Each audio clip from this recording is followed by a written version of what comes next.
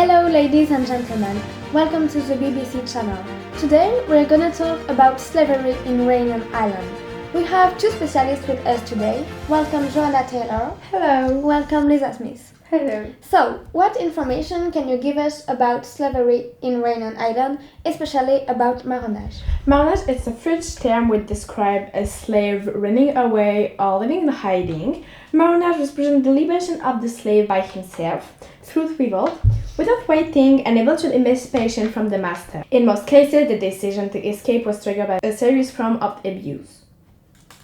The civil society in Réunion has been profoundly marked by marronnage. We can find traces in the name of the places occupied by the Maroons, and also in popular legends.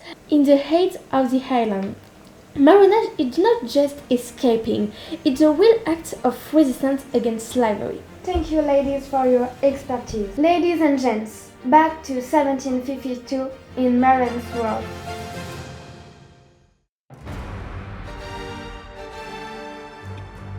A dit se nommer Marraine, esclave Catherine appartenant à Antoine Dallot-Père, habitant à Sainte-Suzanne, âgée d'environ 28 ans.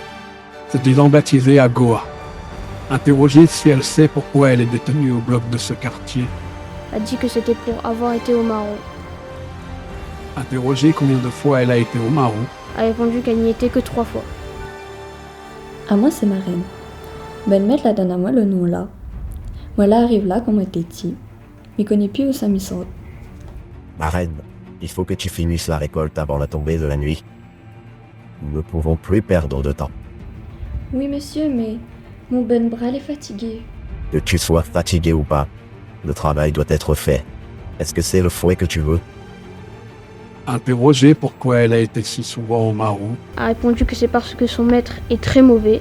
A répondu que c'est parce que son maître la faisait amarrer et fouetter sans sujet.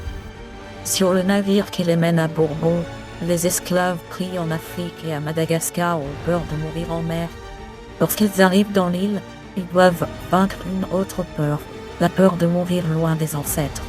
Aller en marronnage pour résoudre la question du tombeau ancestral est alors une nécessité. L'esclave qui partait marron pouvait parfois bénéficier, malgré les risques, de la bienveillance de ses compagnons d'infortune. Mais la liberté acquise dans le silence et l'obscurité perd vite de sa saveur. Lorsqu'au lever du jour se font entendre à travers la forêt les aboiements perçants des chiens, qui mèneront bientôt les chasseurs sur les traces de l'esclave en fuite. Interrogée si elle a eu connaissance pendant son séjour dans le bois de quelque autre noir ou négresse. A répondu qu'elle a toujours été seule pendant son dernier marronnage et qu'elle n'a fréquenté aucun noir. Je porte la fleur de lys et une oreille coupée, car c'est la deuxième fois que je tente de m'échapper. Interrogée si elle ne sait point qu'après ce châtiment, il en suit de plus rigoureux et qu'on fait même pendre les marrons obstinés. A répondu qu'elle savait bien tout cela, mais que la dureté de son maître la portait à le quitter si souvent.